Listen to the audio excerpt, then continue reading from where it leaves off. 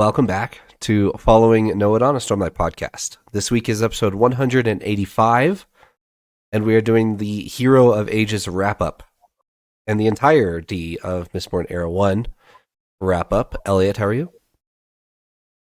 I'm doing great. I've got that high of finished a Sanderson book. There are more Cosmere secrets that I have unlocked. There's more questions that I now have that I didn't even know were even questions you could ask before I had read this book or this whole series, this whole trilogy. So I'm riding high. This is good stuff. Paul? Not even a book, Elliot, but a whole series here, a Yeah. whole trilogy. That's a really good feeling. It's a really good feeling to kind of have that, have that checked off your list. I feel like that minimizes the accomplishment a bit and the level of stuff we get to talk about now, officially.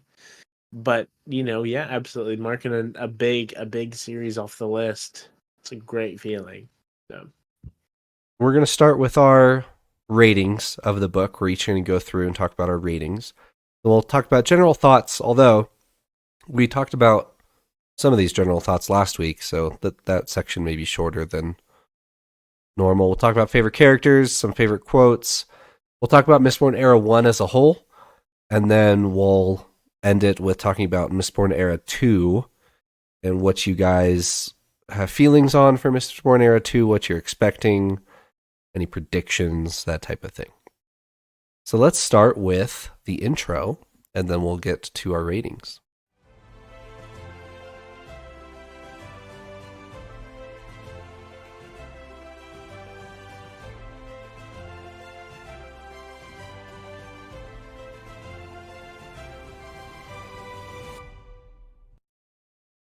All right, for the ratings here, let's do each category all together, and then we will we'll each say what we rated it, and then we'll talk about that category all together, so we don't have lots of rants. So we're gonna start with plot.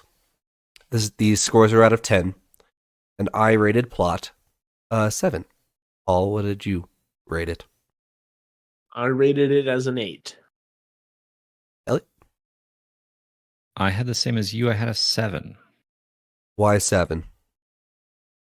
For me, this book, Hero of Ages, did not have the same problems that I ran into last book, Well of Ascension. There, could go back to our book recap on Well of Ascension to get my small rant on. I struggled through sections of that book. I did not struggle through any sections of this book. I think the plot flowed well for me. I stayed engaged through pretty much all of it. I think as I was trying to figure out why this one worked better for me than last, I think Spook helped quite a bit. I was really wanting to know what was going to happen with Spook. And so even when we were maybe in slower parts with Vin and Elend and shards and all that kind of stuff, we still had Spook to kind of carry through some of those gaps. So that was a positive in the plot area. I think Yeoman actually helped with this. Yeoman was an interesting element in all this where you're trying to figure out who he is, where is he aligned with all this, what does he know. There was enough intrigue there to keep me interested. But something about all these Mistborn books, the plot doesn't quite flow as smoothly as I'm used to in other books from Brandon. And I'm not smart enough in the literary world to explain to you exactly why, maybe, but we go from like reading a very, very recent Brandon, like Yumi and the Nightmare Painter, and then you go to this, and I think early Brandon's plots don't work quite as well for me, and I can't quite tell you why, but there's a noticeable drop in the smoothness, the kind of passing from one element to the next, the pacing of maybe it's Sanderlanches. I think we talked a little bit about that before. So it falls a couple notches for me down to 7. I agree with most of what you said. Where I dock it is, I think there's a couple characters that are misused in this plot. First of all, Tensoon. I think Tensoon is a little bit misused. He's got a lot of potential, but he doesn't do that much. At the end of the day, he talks to the Kandra, fails, goes and talks to Sazed, gives him what he needs. So there's his little time to shine. But I feel like there was a lot more that Sazed could have done that could have been more interesting. Yeah, I agree with you that Spook's actually a nice bright spot in this book.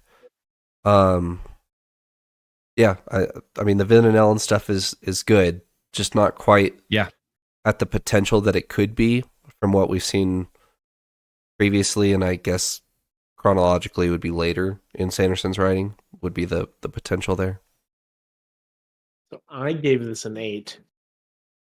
And the reason I have it a little bit higher, I guess, is I think the plot, the excitement, all the events that happen are very engaging, especially coming from the Well of Ascension, which I think was maybe the lowest I've rated a plot. I don't actually remember what it was. It was probably like a 6 or something. For a Brandon Sanderson book.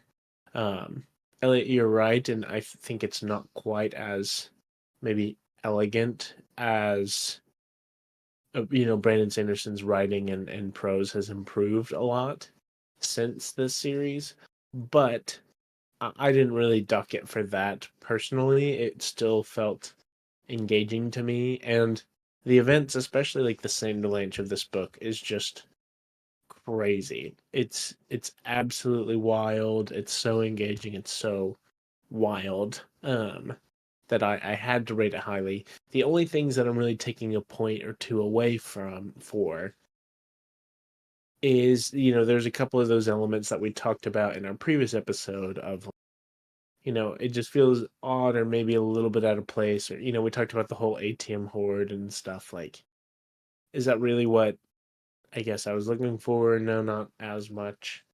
And, things like that. So there are flaws, but I think it's fantastic. I think it's wonderful. I think it's a very engaging, very, very good plot-driven book. So What about characters? What did you rate characters, Paul?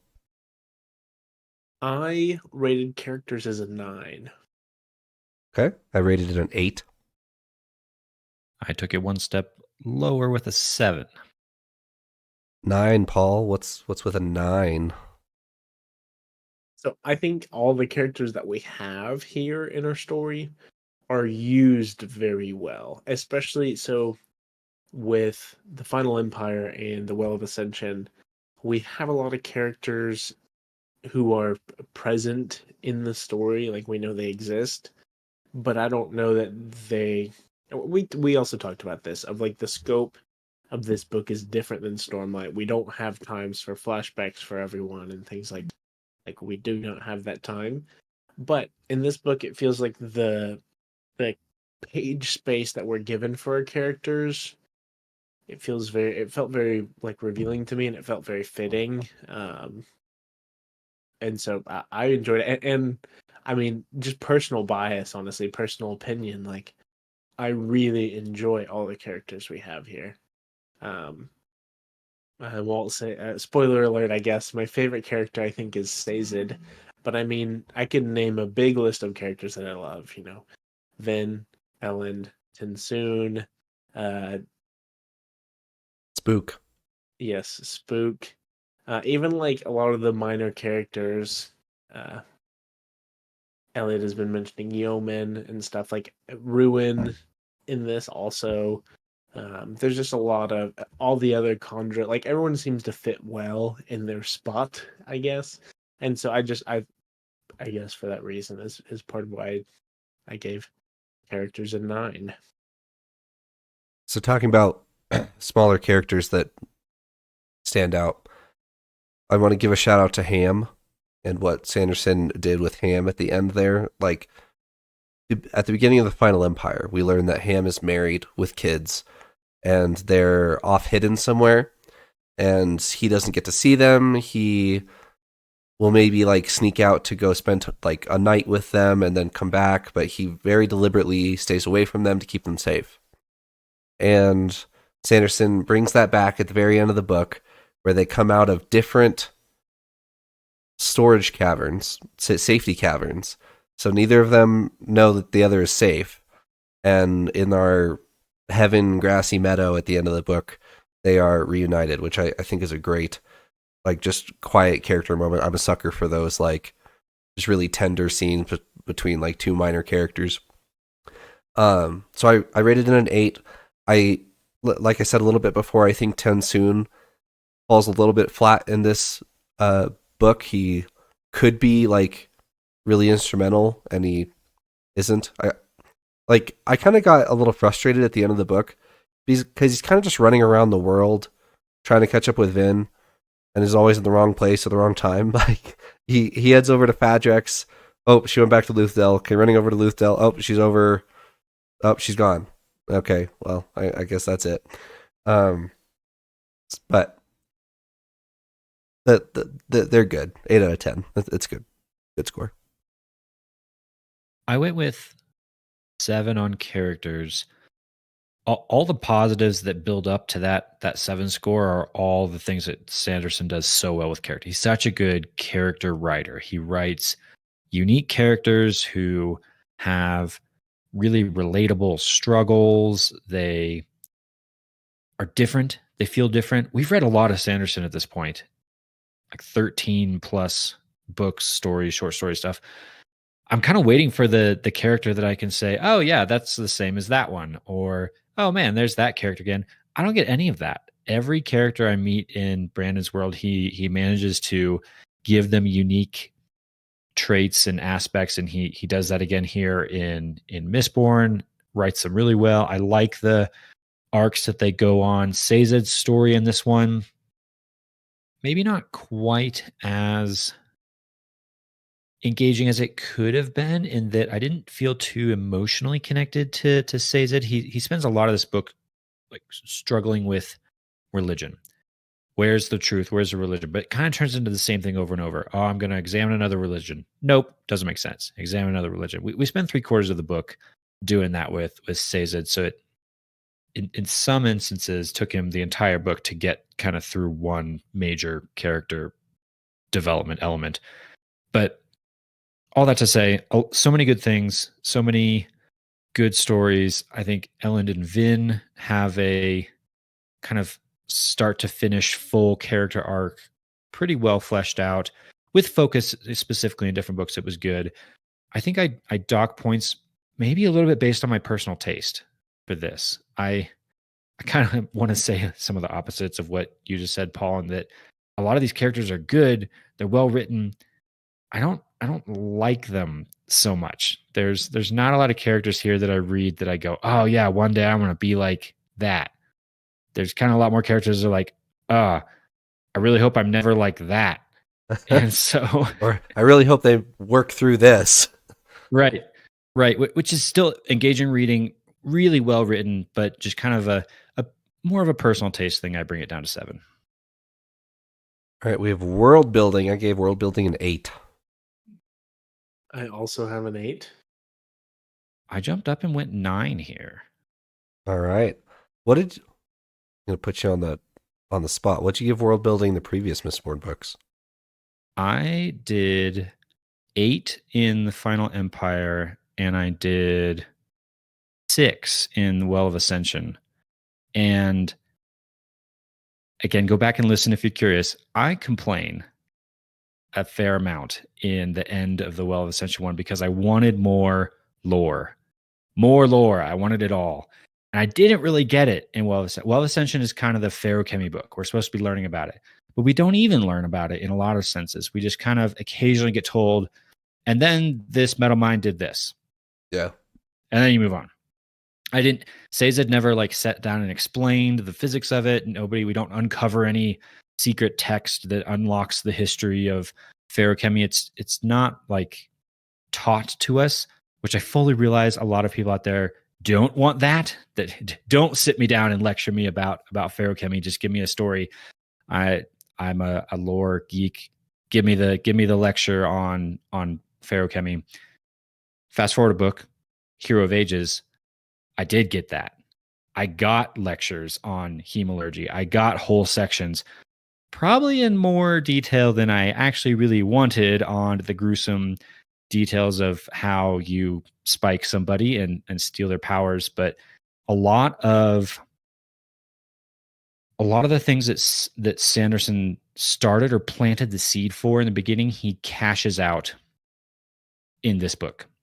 Sanderson talks about that a lot, actually, in some of his like annotations and lectures and stuff. He talks about investments. You're asking the reader to do a lot in these long stories, and so he's talks about how you want to make sure you're giving the reader those payout moments. They've put a lot of work into reading this work. They need a payout. This book was that for me from a world building standpoint. There were a lot of world building questions we got answered.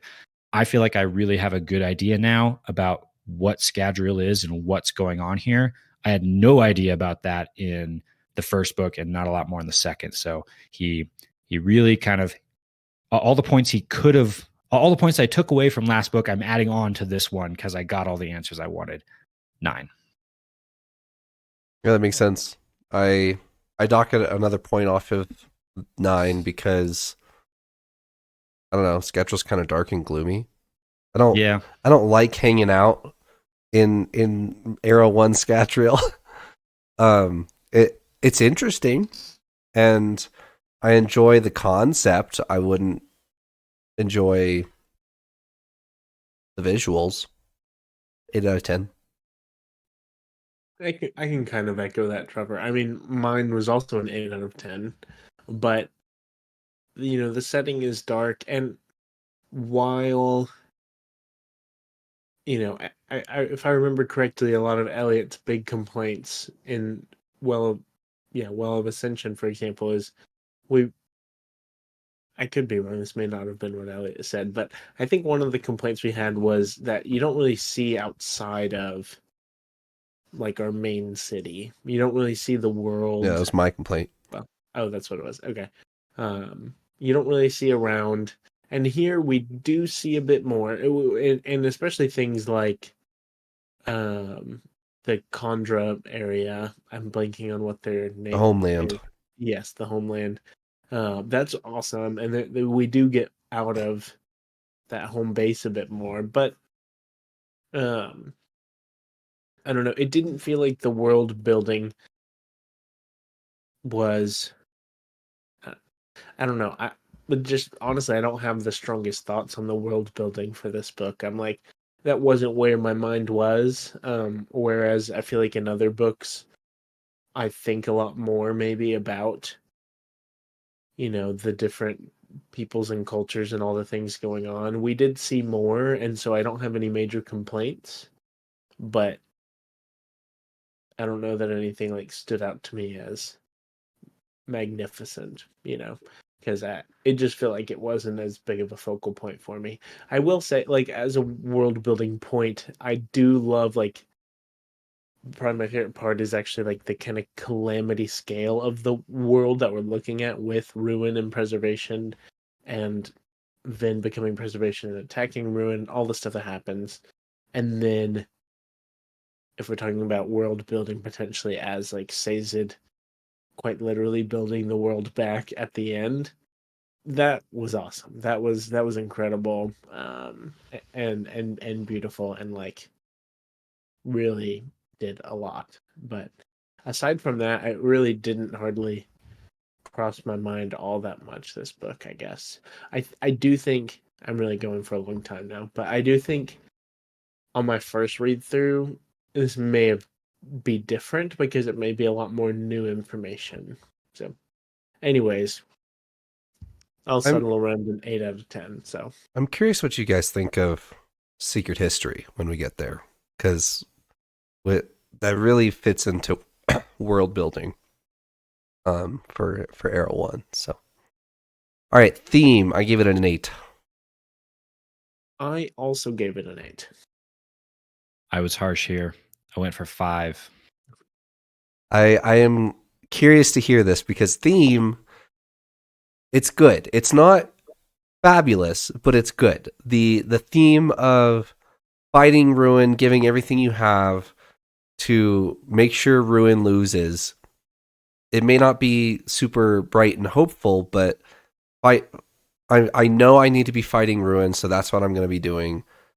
And the I feel like the theme is really well summed up in 2 episodes ago, where Elend decides not to attack Fadrex because he's talking with him and they just decide together it's not right.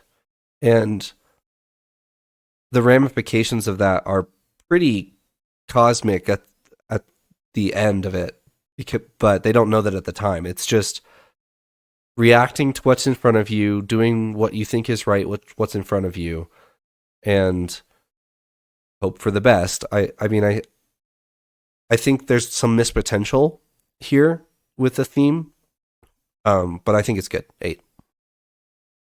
I'm gonna also jump in. So another thing that we kind of see, and this may be drawing. It's one of those things that it's like I don't know if I'm looking at this too deeply, like this isn't intended, or in Brandon Sanderson fashion, maybe it is. Probably not, but at the very start of the whole story, we get a good picture of the Ska as being like, just trying to stay in their lane, kind of keep their heads down, be safe if they can, a very like sad lifestyle. And Kelsier was the one to really try and push people out of that, to like stir up hope, stir up passion in people, I guess, stir up a hope for a cause. And while it didn't come in the form of like a big group uprising, like maybe was envisioned or things there, there's the whole Church of the Survivor stuff, but I'm not counting any of that in this. I think the end of the book, where it is at the result of losing Elend, but as she kind of throws like caution to the wind, and she's never been the most cautious person either, but it's like there's nothing holding me back now, and just kind of this like reckless abandon, I guess. I feel like that's an odd, that I probably shouldn't even connect those dots, but I feel like that's a weird like fulfillment of that, in a way, of just like pushing from really staying into a box to really like leaping out of the box no matter what, kind of thing. On a more like simple note of why I really chose 8 out of 10 is just thinking of kind of the theme points, I guess, the like takeaway messages for me. I'm just gonna throw out some words, I guess, that I think of with this. Probably the most front runner one throughout the story was trust. And there's also like the element of faith, I think, with Sazed, and also like all of our characters. I would say especially like Vin, Sazed, and Elend, of like faith in each other to come through. There was so much planted in Vin's mind about Elend is spiked. He has a spike and he's under Ruin's control, and she never bought it for a second, because she had faith, and trust in Elend that would not happen. And I think it is having that faith and relying on their companions that ultimately resulted in Ruin falling. So those are like the 2 main ones. There's probably some other I could draw, but I thought those were excellent points. The reason it's not like I feel like I'm talking about it very glowingly. The reason it's not like a 10 for me is it is still gloomy, it is still bittersweet, and it is still harsh. It's a bit brutal, and it's not I don't know. It's not necessarily like the most honorable or inspirational, I guess, but there are really good takeaways and points like that to look at. So I got hung up on something a little different. A lot of the things that you guys are saying about the theme of the book, I think I agree with in a lot of ways. There were a lot of positive, well explored themes in this book.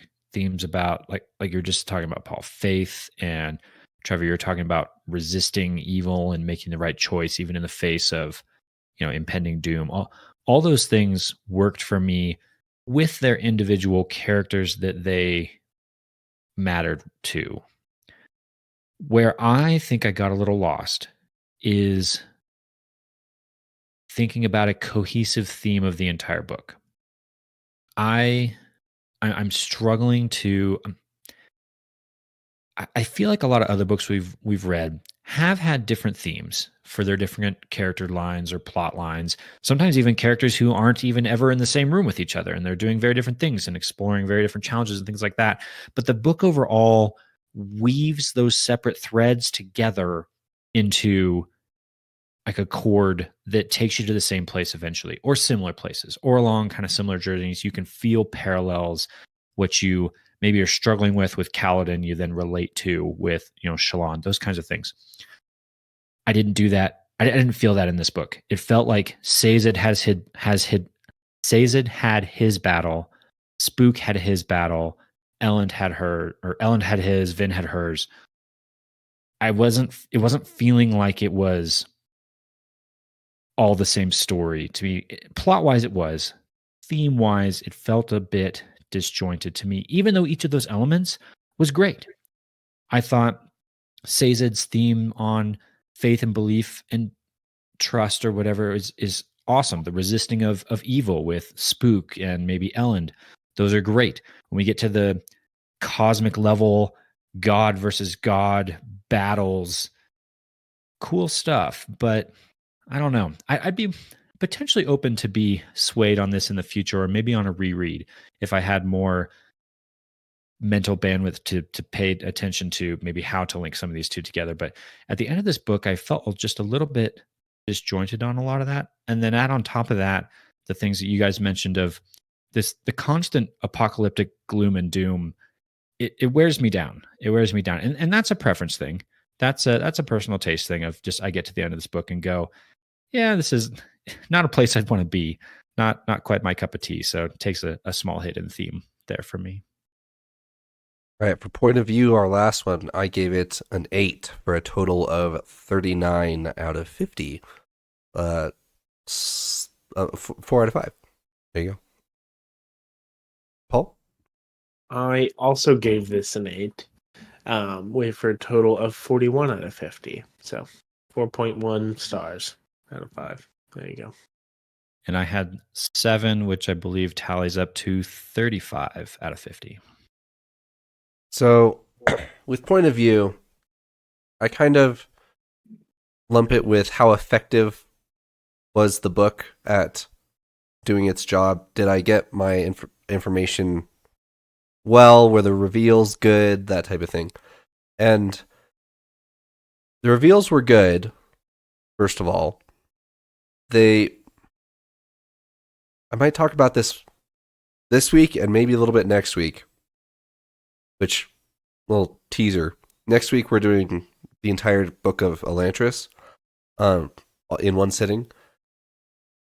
I think this book, and I think I might have said this about last book, a little too Sanderlanchy. I think the Sanderlanch might actually take away from the book because there's so much packed into it that it could be spread out more successfully. But I'll talk about that more with Elantris because I want to tie that to Elantris. But overall, it's a good book. This book successfully pulls off a good Sanderlanch. And then the mysteries moving through the book are all engaging and interesting. So 8 out of 10. So right before we were recording this, I had this as a 7, and I had to take a step back and think about it. The reason I wanted to give it a 7 or lower is based off of the Mistborn trilogy as a whole, not this book alone. I think this book does a good job of showing points of views from all the characters, right? We actually get flashback chapters. Spook becomes a much more major character, and a lot of our characters get some good screen time. We get to see a lot of interesting characters as well, like Ruin, not like necessarily from his point of view, but we also get like Marsh point of view. We get a lot of the point of views which I feel like I've kind of wanted to be branched out more. But in previous books in this series, we haven't had that, and I feel like that's hurt my perception of it, of the point of views for this whole series. But I think 8 out of 10. It's like it's really great. I think some of the reasons Trevor mentioned before are maybe some of the reasons, like, and I guess this is a little bit more plot driven, but like Tensoon does feel like a bit off. Like I love Tensoon as a character, um, but I feel like either the point of view, the moments we get with him aren't quite right. Aside from like the beginning, I do really enjoy. But, anyways, 8 out of 10. I think this book was a big step up in point of view, maybe from the previous book, and I don't know. Maybe for that reason, it makes it hard to judge it. I'm not sure, but I too might be getting a little bit biased by thinking about the series as a whole and where we've gone. Because you brought up a good point, Paul. Because one of my biggest thoughts in thinking about point of view for this book was thinking about where we started and where we are now. You know, I think about the point of view and the scope of things we were dealing with in book one was Vin as a street urchin, just trying to stay alive and trying to find her next meal and trying not to get stabbed in the back by her gang mates, and grow that all the way to Vin becomes the vessel of preservation and wields all the power of preservation against Ruin to save the entire planet. You know, epic in the growth of the scope that we've seen. I tie that a lot to point of view, and I think that's done well. All that I think is great. That escalation of our point of view as a reader and the point of view of the whole story was really good and really fun to read as you go through and learn more and more and more and more and more. You know, before it was all we knew was Luthadel, and then okay, we get outside Luthadel, and then now we're talking about reshaping an entire planet and just epic level proportions of stuff. I think I might dock at a few points here for the same exact reason of the previous books of I want a little bit more. I think we move a little bit quickly through some of the sections and that we're in, you know, some narrower characters' point of views perhaps, and we're not getting sit down discussions that talk about the lore in more depth or the bigger picture that I would maybe want to get along the way. So it's really solid, delivered well. I buy it. Good book. 7 out of 10 for point of view and 35 out of 50 for final score. Sounds good. Are there any general thoughts on the book that we haven't talked about already or last week as well? I had a random thought as I was trying to put my thoughts into words on the outline. We mentioned this briefly already, but it's worth touching on again. That mix of darker, gloomier setting, like Trevor, you talked about before. It's not about the heroes finding a way to defeat the villain. It's about the heroes making sure that the villain goes down with them, right? As we all crash and burn. Set against that, though, this theme throughout of hope. You know, it started with Kelsier at the beginning, and it's a huge part of this book too. Of no, there is still hope. There is still things we can cling on to. Sazed is able to find the hope and the truth in the end, in his hope in Vin, and then ultimately his ascendancy to godhood. All that mix, that kind of emotions that you feel together that seem like they shouldn't, reminded me a little bit of the movie Inside Out from Pixar. Yeah. And how that movie's all about emotions, right? The kind of takeaway from that book is that movie is that sadness, while a seemingly negative thing, can be a core part of who you are and an enabler for great and powerful and positive things because of sadness you might feel. I'm kind of getting that vibe from specifically this book in Mistborn, but Mistborn as a whole of, yeah, it is dark. Yeah, there's really nasty things happening, but it enables such a stark moment when the light finally does shine through. And the heroes do fall to the villain in a lot of ways. But how does the book end? With beautiful sunlit grassy meadows and flowers strewn over, the dead bodies of our heroes who sacrificed themselves to save the day. I mean, it's a strange mix of emotions, but it works. I'm glad you brought up Inside Out. It's one of my favorite movies. I could talk about Inside Out for quite a while.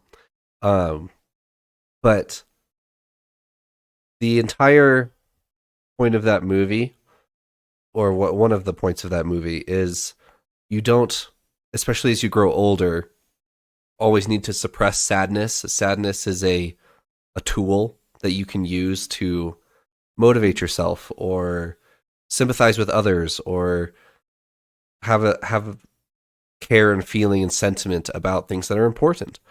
And yes, I do think a lot of those same feelings are reflected in the end of the Hero of Ages, where there's something very fitting about Vin and Elend being dead, lying next to each other at the end of the book in this tranquil, grassy meadow. And they were successful. They saved the world, but they gave themselves through it. So I just really liked that you brought up Inside Out, because I agree that it's the same very niche feeling. And even like Vin and Ellen's death specifically, I predicted part of that, by the way. You predicted half of claiming it. those points right now. Vin did die, I think, and you're not sure of anything anymore, are you? Really, this series has scarred me a little bit. I'm gonna now caveat everything I say with I think I don't know. I think Vin's dead. Called that, but not at all in the way that I was expecting. Actually, in a one-word description, yes, I think I said Vin would die, like sacrificing herself to save everyone. That's kind of what she did, but classic Sanderson, there's so much more to it. It was not the cookie cutter hero sacrifices themselves to save the day. It was so much more nuanced than that, with Vin taking on the mantle of preservation, throwing herself at ruin, managing to deal with Ellen's death. We didn't talk about that so much last episode, but do you guys remember that? Ellen dies. Marsh beheads him. Ruin then turns to gloat and just shove that in Vin's face. And Vin is just okay with it. She's already accepted. Yeah, I'd already accepted he was gone before. Just stuff like that of this, I don't know, cosmic level, not a simple, I'll fight off the bad guys while you run to safety. Way more than that.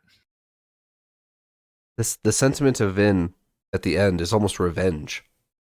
It's almost like, I don't have a reason to live anymore, so yeah, I'm willing to take myself out to kill you. Quite exactly. Like, not even sort of. My comment from Eliot saying, I think earlier, is I think Sazed is one of the wisest characters that we've seen in our stories, and we were talking last episode about how he always ends his sentences with "I think," Yeah. And so that tracks, and so everyone is correct. It is like a dark, gloomy, kind of depressing atmosphere is it bad that I kind of like that? It's kind of cool, you know. I mean, I was talking with a friend of mine a while back who hasn't read a lot of fantasy. Hasn't read, especially like the high fantasy side of fantasy, I guess. Um, and he chose this specifically because he kind of likes like grim, dark storytelling and settings and stuff like that. He likes a bit of the grit, you know. And so it really comes down to I mean, it really is so heavily dependent, I feel like, on that personal preference element of it's not your traditional story. So you have to be wanting you have to be comfortable with those other kind of complex emotions that come with the other, you know, other side of the coin of if the good guy doesn't make it, you know. I feel like, and so that's excuse me. It kind of comes down a bit more to personal preference, you know. Uh, but I'm like, I'm comfortable with it, but I mean, it isn't my favorite. You know, I don't love that everyone does, you know. Um, but yeah, I think this out of all of the series we've read is the most maybe you have to be okay with the setting to enjoy, I guess. I'm also speaking because my wonderful wife has read a lot of the Cosmere, but has really struggled with Mistborn because she prefers the happier, you know, settings. You know, she likes a little bit of sunshine, and that's fully expected. I think I'm the one on the wrong side of the road there. I just to throw in a couple of cents into that hat with those thoughts. I think personal taste has a lot to do with, do you like the darker themes or the lighter ones? But I think it also, for me, just fulfills a different purpose. You can read a grimdark tale, which I'm no expert on that specific genre, but I believe Mistborn is not in, full on that category. You can enjoy you can dive into the, I'm not sure if high fantasy is actually the right term. That might actually be referring to something slightly different, but the more lighter, uplifting, heroes win the day kind of stories. But there's different reasons why you pick up those two different books. If you are looking for the light at the end of the tunnel to get you through a dark time, if you are looking for a character to inspire you to whatever you are trying to aspire to, or maybe you don't even know what you want to be inspired to, and you just know you want to read about a character that makes you a better person, you pick up those lighter fantasies. If you maybe want to dive into the grittier, more real life scenarios, you might go for the darker, side of things. I think there's different scenarios. There's different reasons why you go into those different stories. Sounds good. Favorite characters, gentlemen? You guys went with boring options. Go ahead. I'm curious to hear yours, because yours has like maybe 3 minutes of screen time. Mine, That's all he needs. That's all he needs. I put Sazed. I think this very much felt like Sazed's book. I mean, he becomes the hero of ages at the end of it. It's pretty epic, and I felt like he was the one I was most invested in throughout the book, and wanting to get to the end of his story, and where's he going with this. He's been struggling ever since he lost Tindwyl, all this kind of stuff. So I appreciated that journey that Sazed went on more than the rest of the other characters. But I almost went with Spook. Actually, I was very annoyed by and did not like Spook in a lot of sections, but he goes on by far the best redemptive arc in this book. He goes from, I predicted at one point the exact opposite of what happens to him, because I thought dark and gloomy. We were headed for Spook gives in to the addiction of allomantic power. He wants more. He wants to do more. He can't handle this. He's got to have all the sensory experience. I thought he was going to go full Inquisitor. We were going to get some kind of little mini Inquisitor in Spook. We didn't get that at all. We didn't get that at all. He hit the breaking point and he turned back. He broke away from the addiction to power and charges into the burning building to save the entire city. And yeah, that was pretty special. That was a really cool story arc for Spook. So close second. Paul? Yeah, that's a great. You summed that up so well. I mean, it was easy, sort of easy for me to put Spook's storyline as like a, I don't know, an elaborate interlude of like, yeah, it's neat to see Spook more and get more perspective and see all these other things. But you're absolutely right in that it could have been so bad. It could have been horrible with, you know, Spook's desire for power and the his desire to be helpful and strong and all the things. Anyways, my favorite character is Sazed. Was definitely like sealed whenever I read this the first time. I absolutely loved Sazed. I think my favorite thing about Sazed's character is, there's the kind of old adage of like, the more that you know, the wiser you are, the more things that you know, the more you realize how much you don't know, and I think Sazed is kind of that. I think he's an incredibly wise character and uses his wisdom not in like a knowledge, like I'm going to distinguish a little bit between like knowledge and wisdom here, of like knowledge to like logic or like argue your point, if you will, versus wisdom of like understanding something and being able to, I'm choosing my words here kind of carefully, being able to convey a point well, like more lovingly and with tact and taste, rather than like a logical debate of these are the logical reasons why I am correct and you are incorrect. More of like a personal approach of like, I understand the situation and like why this is important kind of thing. I think is a very big distinction between Sazed and maybe other like witty or smart or knowledgeable characters that we've seen in the Cosmere or just other writings. Another reason I like Sazed is he's kind of like the reluctant leader, I guess. I feel like the best comparison I have for this is like George Washington, of like, he was like the one who's like fit to lead the country, but doesn't want to, like, that's not what he wants to do. He doesn't want to have like that power, but kind of for that reason, I think he's the best to have that power at the moment, of like, he has the wisdom and the guidance and the sensibility to do so. But he's also like just very humble through it. Not like an intentional humility, but just like naturally like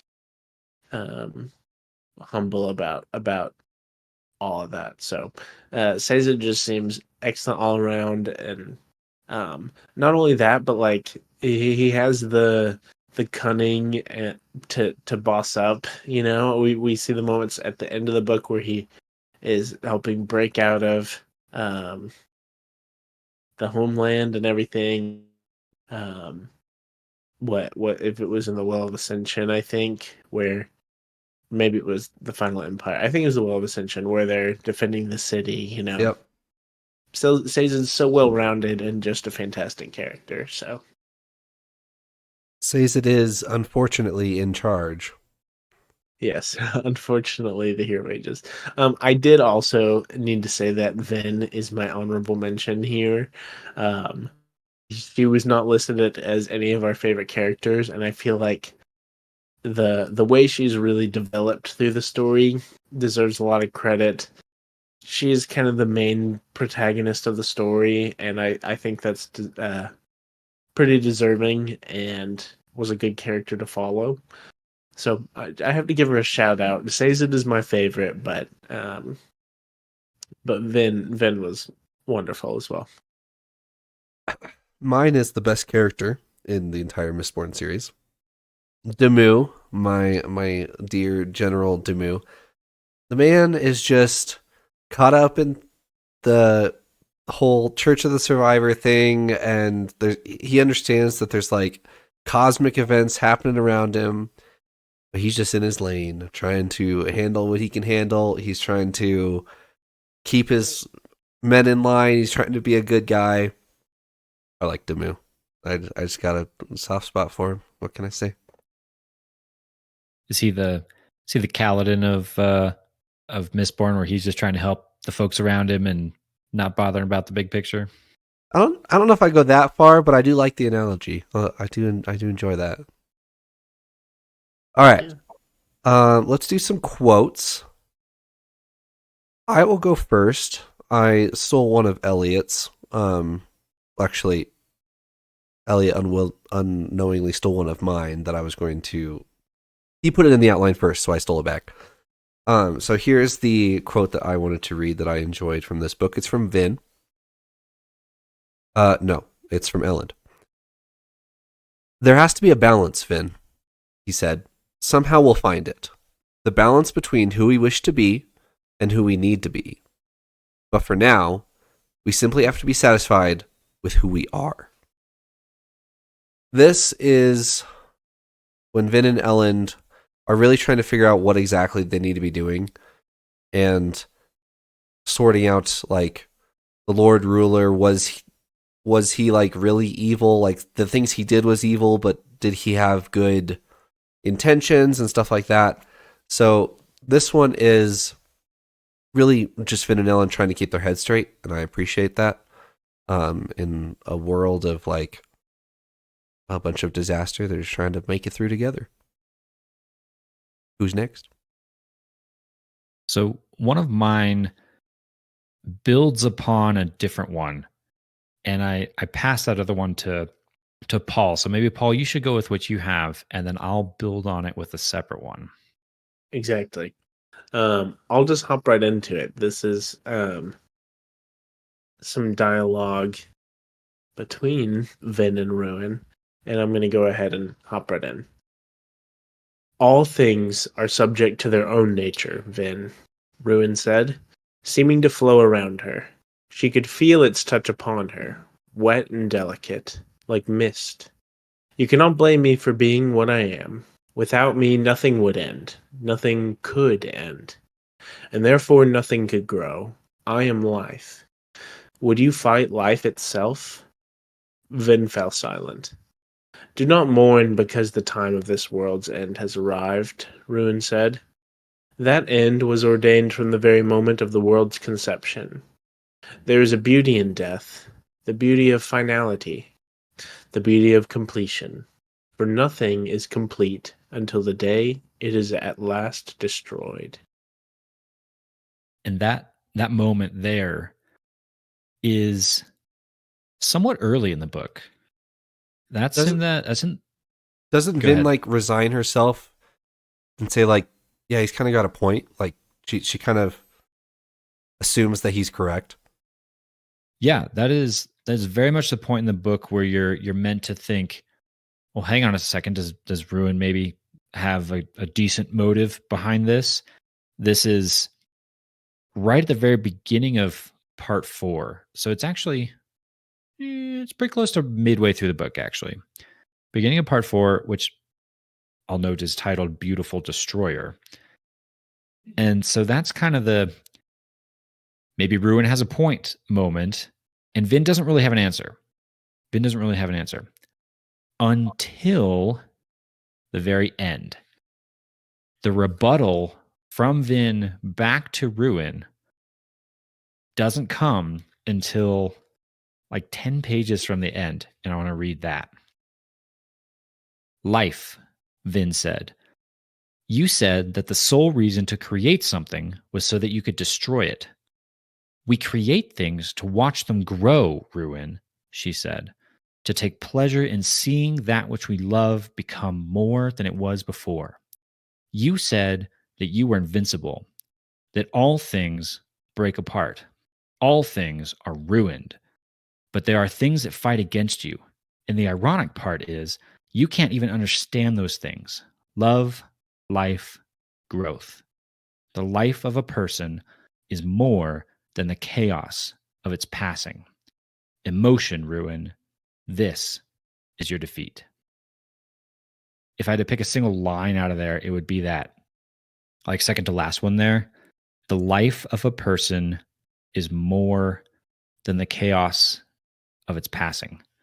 I did think that that was really good and really summed up the beef we have with Ruin. Ruin kind of in some ways does have a point. If nothing ended, that I think would take away from some of the meaning and the beauty of life. Life has more meaning and more urgency and poignancy because there is an end at the end of it. But what Vin, I think, points out is it's not the end that's the point. It's not the end that's the best part. It's the life that you live along the way. It's the growth. It's the love, the change, the experience of that life. To reference something else without spoiling too much, journey before destination. Death might be the destination. It's where we're going. But it's how you get there that means so much more. And so to hasten that end or to put that end above the life that's in front of it is incorrect. And in the case of Ruin, I think just all out evil. It is evil to treat that end as the point. I'm running out of words to tack onto it, but I thought that was a takeaway for me. If you asked me what is Mistborn about, I think that's the quote I'd pull out. Perfect. There's one more. One more quote, one quote, super fast. And I'm not actually going to read it because I read it before in a previous episode we had. I had to throw out Vin's moment. Vin's moment. This one does come earlier in the book. It's when they're going to a ball at Yeoman's place.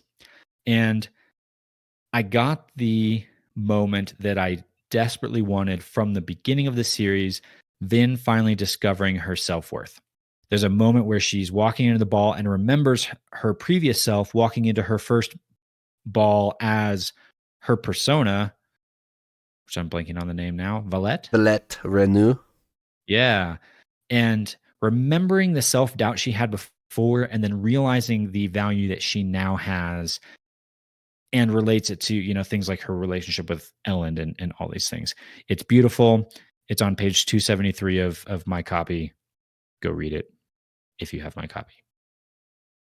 So go steal Eliot's copy, is what he's saying. Sure. You'll get all my notes scribbled in the book. I wrote in my Way of Kings book, but it's signed, so I probably shouldn't have. Oops. I don't think I would have been able to do that. I bought a nice, cheap $8 paperback so that I wouldn't feel bad writing in it. All right. Zooming out. The end of the Hero of Ages. Just quick 2 sentences, couple brief thoughts. What is your retrospective of the entirety of Mistborn Era 1? If you're going to tell someone about Mistborn Era 1, what are you going to tell them about? Is it exciting? Not Sanderson's best work? Is it great? Like, just give me a brief summary of Mistborn Era 1 and what you took out of it. My thought on this was it feels very reaction driven. Looking at other, looking at Stormlight it's a bit slower. Stormlight is a bit slower. Hero of Ages, sorry, Mistborn in its entirety. There's a lot of like impactful moments. There's a lot of dark, gruesome, like painful moments, like torture and gore and things like that. And it really like makes you wince. There's a lot of like suspense and things like that, and a lot of intrigue and stuff. So it feels very, maybe with the exception for me, with the exception of the Well of Ascension, I feel like it holds my attention extremely well, and it would hold. I think it would hold someone's attention very well. So, um, yeah, I think that's kind of a main point I think about with it compared to other stories where I feel like you may have to. I think with Stormlight, you have to look to be interested in the world, not read it to interest you, if that makes sense. Like, I feel like this is like, it's got all the fun action, and so it's more like generally appealing, I guess. What about you, Elliot? I was telling someone about Mistborn Era 1. I think I would warn them about the darker side of it, probably. I do think some readers might get a little shocked picking it up and seeing some scenes where people's head explode and you walk into a room that is covered from floor to ceiling in blood and guts from all the people in it that got murdered a few minutes ago. Those types of things. But I think I would also sing the praises of the character driven journey and the payoffs at the end. I think I would, without spoiling anything, tell people it's worth it's worth continuing. It's worth getting to the end, which is exactly what a few people said to me actually when I talked about how Well of Ascension was a little bit slow for me, and there were sections where I just wanted to get to the next part, which hadn't happened to me before with Sanderson.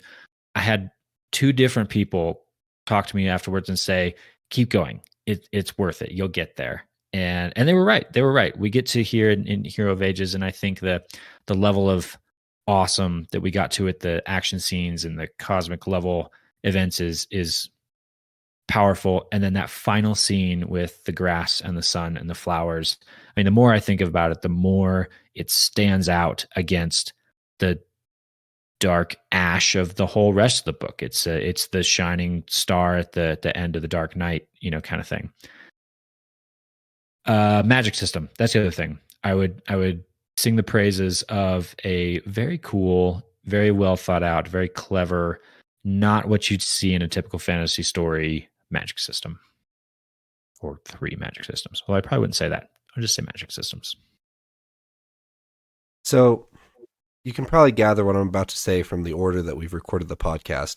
I never recommend Mistborn as a first book. A lot of people do say start with Mistborn, because it keeps your attention and all those things that we've said before. It does not feel like anything else that Sanderson has done.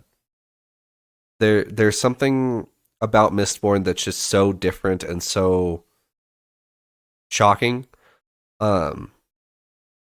that I don't recommend Mistborn to anyone as a first read, because it's not that it's not good, it's that it's not a good representation of Sanderson. I think if you want someone to have a good representation of Sanderson, they should start elsewhere and then come to Mistborn and understand the contrast of what Sanderson has written in the past, being influenced by grim, dark, and stuff like that, and what he's what he can accomplish when he's writing his own thing. So I still don't know if I want to recommend Yumi to someone first or not, but I would recommend Tress or The Emperor's Soul, or maybe we can talk about this next week. Maybe even Elantris. On my recent read, I actually thought about starting with Elantris, because Elantris grew on me a lot, which we'll talk about next week. But I do think Mistborn is good to read, especially for like the Cosmere or Ware reader, like you two. You need to read Mistborn simply because there's so many definitions in Mistborn, and there's so many like events that give you like a rule set moving forward, for how things can interact later. That's all explained in Mistborn Era 1. So I had a thought too to jump on your thought train there. I think I think I experienced Mistborn at maybe a lower level of excitement because of the Cosmere knowledge I came in with. Things like Sazed ascending to godhood with shards is epic and crazy and awesome, but not nearly as shocking right. because I'm more Cosmere aware than probably the typical Mistborn reader. But I think about the inverse is probably true as well, in that there's things in Stormlight that I think would have been less exciting if I'd gone into it with Mistborn knowledge. If I knew about everything we just read in the Hero of Ages, there are things in Stormlight I would have not taken at face value and would have been reading different things into and analyzing in different ways. And I think that might have lessened my experience in Stormlight. And so I almost think where you start is going to maybe be the series you have the most exciting experience perhaps with, because you're going to be discovering stuff for the first time. And so that the series are going to kind of explain a little bit about things that are going to happen in the other one. And so you're not going to get that pure, like true first time reader experience in the other one.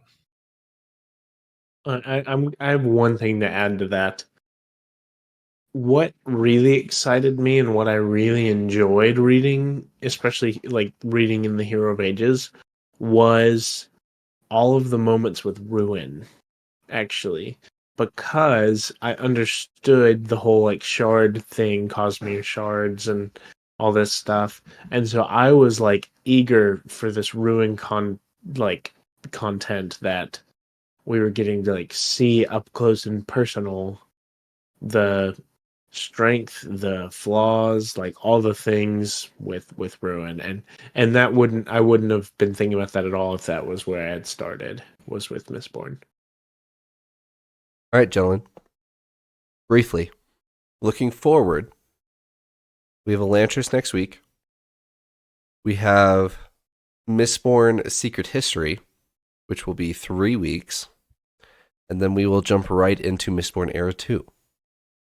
What do you guys know, just hanging around the other fans, about Mistborn Era 2? And what do you know, what are your expectations of Mistborn Era 2? Are you excited? Are you not looking forward to it? So originally, like if before we ever read Mistborn or a lot of the Cosmere stuff we've read, I generally knew of Era 2. I knew it was this kind of like steampunk time era setting. And naturally, I wasn't very interested in that. It was probably the bottom of my read list of interest. But now I'm actually really excited. I think that mostly comes from a greater Cosmere knowledge. Also, honestly, when we went to Dragonsteel, it was the release of the last book of that, and seeing a lot of the people so excited about it, hearing like just from a lot of people how great it was, made it more exciting for me. And so I'm excited to get into it. I'm excited because I think we're going to get some more questions answered and things like that. As far as expectations, I really know practically nothing about the story. Like I couldn't tell you any story element. The only thing I know is that we have characters, Wax and Wayne, allegedly, and I think Wayne is like a funny guy who has a lot of dry humor jokes or something. That's my only understanding. My understanding is it may be a bit more lighthearted, more humor in there. So that's quite literally about all I know. I know there's cars. I know there's guns. I know there's hats. I know there's magic somehow. I know there's skyscrapers. That's about it. I've heard it compared to like westerns, Mm-hmm. which doesn't make sense. And I'm excited to find out how you can have a steampunk western with allomancy and ferrochemy and hemalurgy. Yikes. And team allergy. Without spoilers, I do think it's a very funny mix of like lighthearted buddy cop western with like really dark magic, like this guy's spiking people in the back alley type thing. I think it's a very fun mix of lighthearted versus inheriting a dark magic system of Era 1. So I also will echo what Paul said in that because we were at Dragonsteel 2022 for the release of The Lost Metal, the reaction to that book that I picked up from a few people was, one, a lot of excitement, and two, just a lot of, oh my gosh, the Cosmere, like, just those kind of, my brain just exploded because I read The Lost Metal kind of reactions. And so that has me giddy and excited to. We're sitting here spinning theories on shards and what if you do this and what if you do that. We're probably having all the wrong discussions, and all you people out there who have read the rest are all just like, just you wait. And so I'm eager for the no longer just you wait and getting full in on the story, which at least the mile marker I'm looking forward to is the end of The Lost Metal.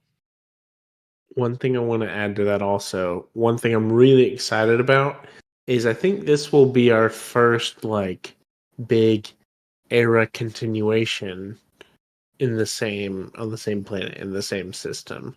We're still on Scadrial, and how we know Scadrial, I know it's going to look incredibly different because we just saw the transformation happen at the end of this book.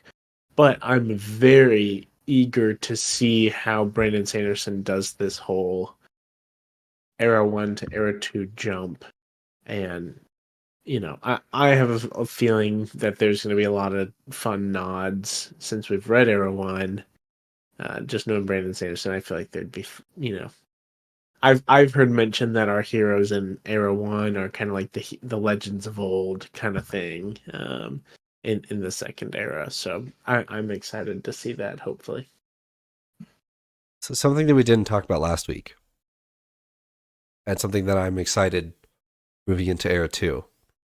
At the end of the book, the difference between Sazed and Rashik or Vin at the Well of Ascension or anything, when they take the power, they have it briefly and then it fades.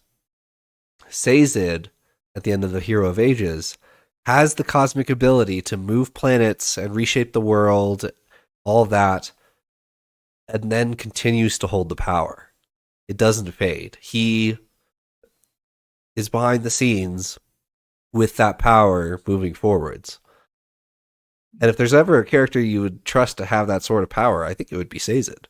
So that concept moving into Era 2 is what I was excited for when I first read it.